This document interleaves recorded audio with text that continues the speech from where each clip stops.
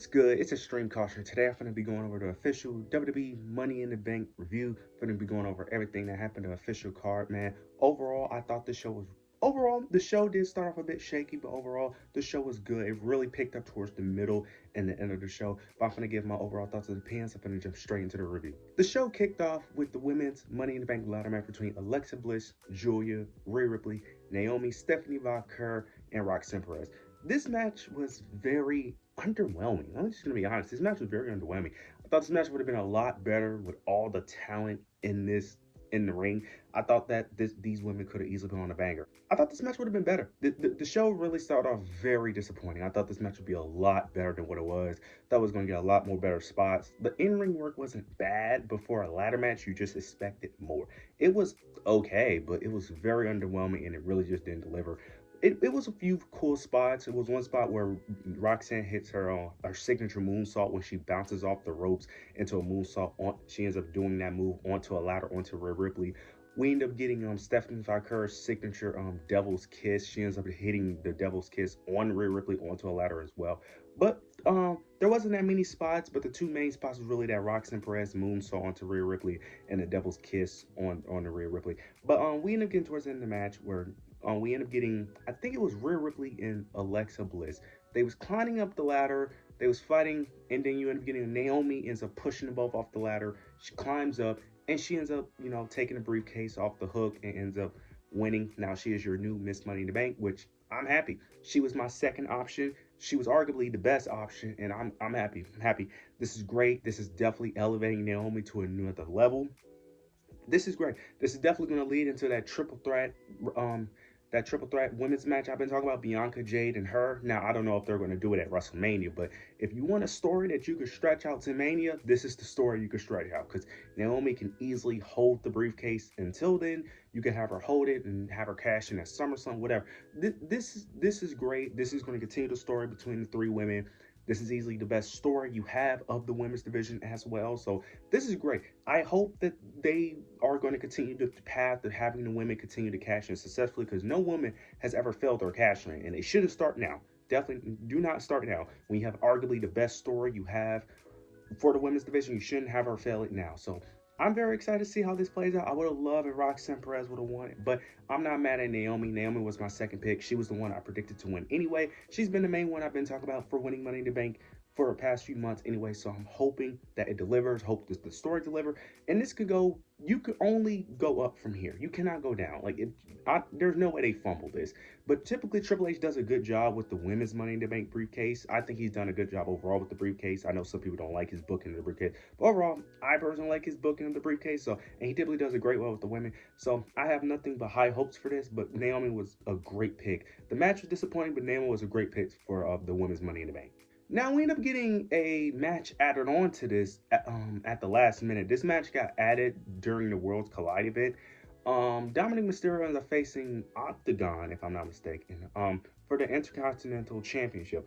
Dominic Mysterio wins due to Liv Morgan interfering in the match, distracting him, picking up the victory. He ends up hitting the 619 into a frog splash and retains.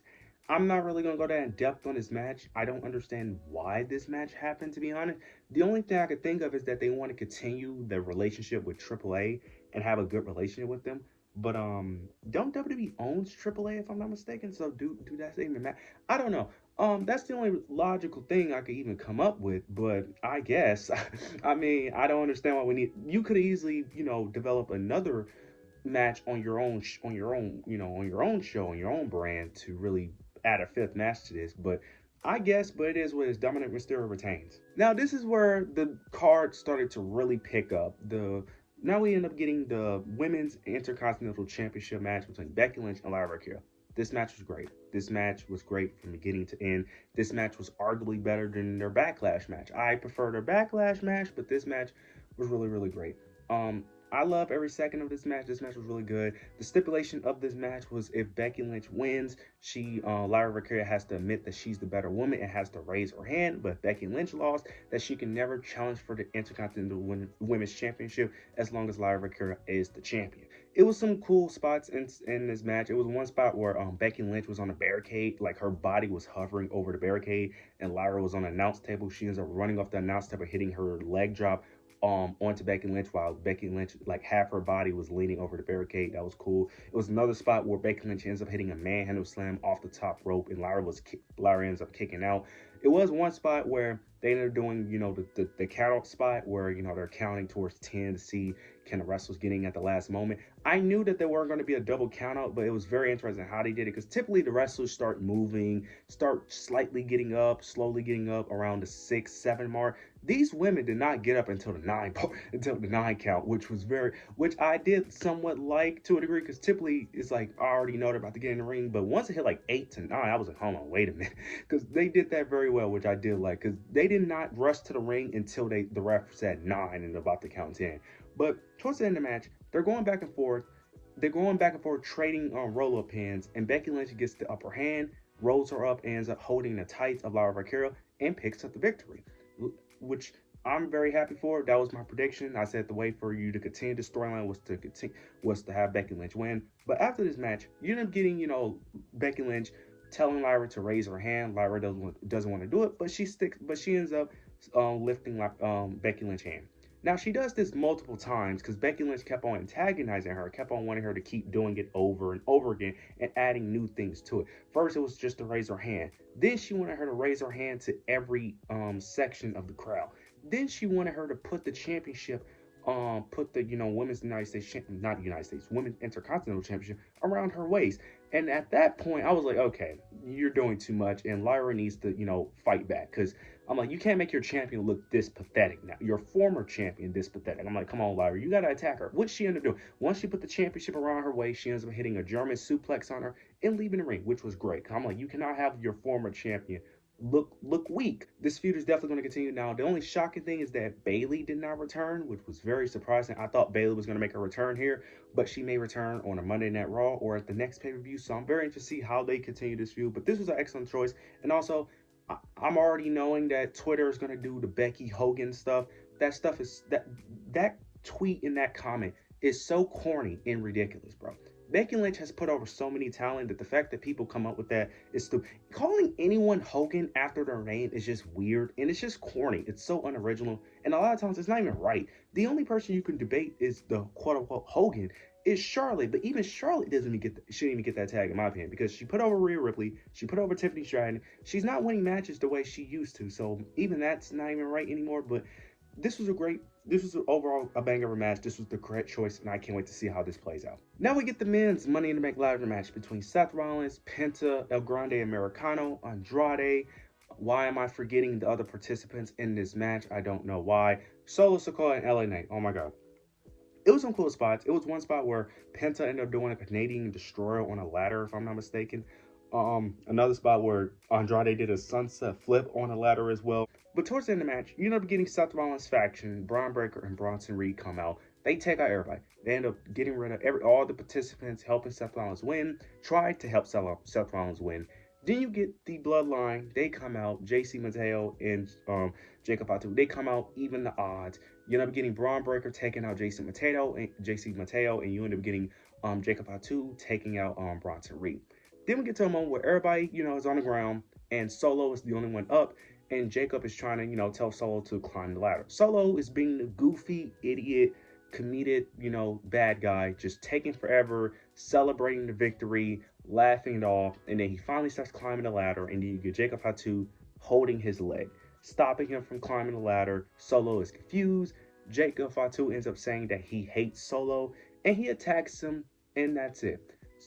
Jacob Fatu ends up turning on Solo Sikoa, which I like. Now, I will say this would have hit a lot better if Jacob Fatu wasn't already a made man, because I feel like the whole point of this is to kind of elevate Jacob, for him to break off into his own person. But it's like, Jacob was already doing that even before this. That's the only reason why I say it doesn't hit as hard. It would have hit a lot harder if Jacob was still being that silent, enforcer for Solo, but since he already broke out of that shell a while ago, it doesn't hit as hard, but I still like it nonetheless.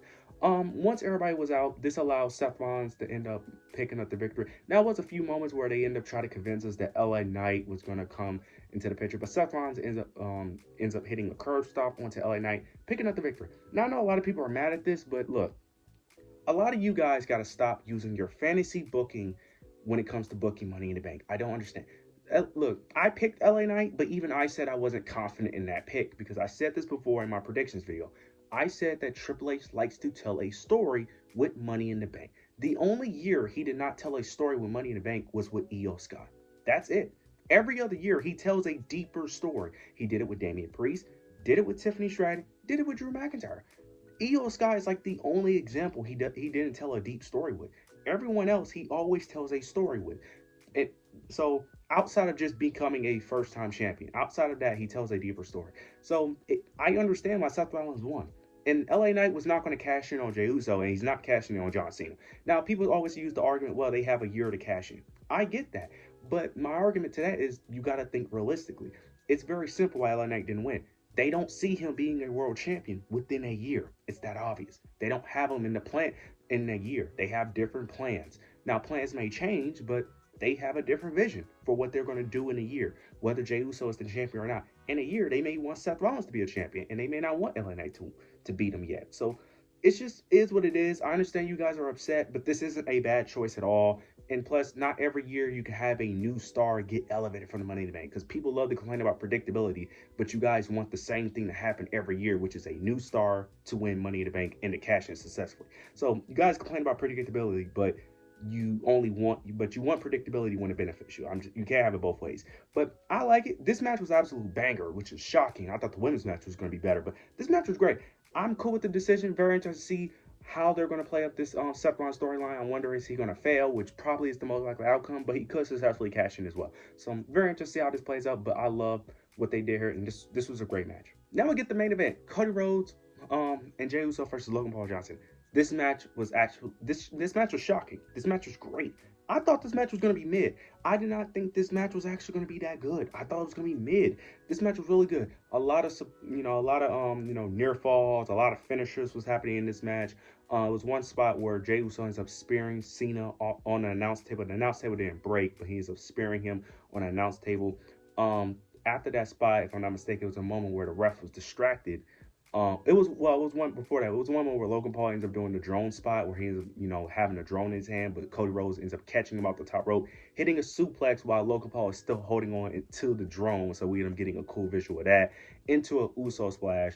But then we end up getting a moment where John Cena is in the ring. The ref is distracted by Jey Uso and Logan Paul, if I'm not mistaken. He ends up getting the championship, using the championship onto Cody Rhodes again. But then you end up getting some guy in a mask and a hoodie ends up attacking John Cena he ends up attacking him first. Then he ends up revealing himself to be R-Truth, which was shocking. R-Truth grabs the WWE Undisputed Championship, uses it to help Cody Rhodes and Jey Uso to pick up the victory. Cody Rhodes ends up hitting a crossroads onto John Cena, picking up the victory. That was shocking. I did not expect R-Truth to return. We got worked. And for all the people saying that you got worked as an insult, that's not an insult. That's not an insult to say you got worked, bro. That's not an insult. That's not a diss that y'all think it is. It's not. This is great. Now, it could be still a thing where they're not renewing his contract, but he just didn't get released. We don't know about that. But the fact that he's not actually released is great. This is great. This was very unexpected because I said that if this is the main event, something big needs to happen. There's no reason for this to be the main event. But the fact that R-Truth was in this match made it worth it. This match was already great without R-Truth, but the fact that they added R-Truth made him cost John Cena the title not the title, but the cost John Cena this match made it even more better. This was great because I said this shouldn't have been the main event, but adding R-Truth definitely made it worthy of a main event. Overall, this show was really good. It picked up once the Becky Lynch Lyra match. Before then, this card was looking very iffy, but overall, this was a really good show. You guys let me know your thoughts and opinions down below. Make sure to like, comment, subscribe. But yeah, that's it.